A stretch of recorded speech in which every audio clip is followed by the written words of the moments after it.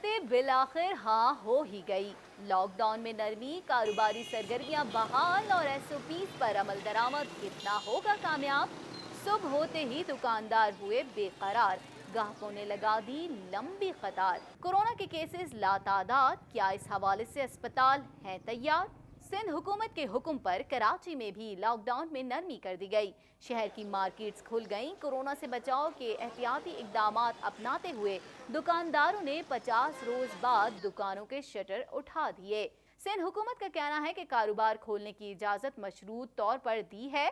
दुकानदार और खरीदार हुकूमती एसओपीज पर अमल दरामद करें ताकि कोरोना से बचा जा सके।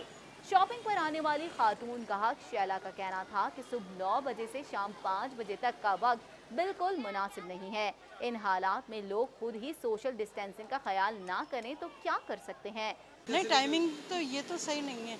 ये टाइमिंग खुलने का टाइम होता है बंदा, और अभी तो घर में जाके इफ्तारियों का टाइम होता है, थके हारे जाएंगे तो कहाँ से इफ्तारी बनाएंगे। कोरोना के मुकम्मल खात्मे से कबल ही लॉकडाउन में नरमी के हवाले से डॉक्टर फलक नास का कहना था कि लॉकडाउन में नरमी किसी हद तक बेहतर भी है, क्योंकि कोरोना वायरस अब ज्यादा अरसे तक हमारे मुल्क में रहेगा।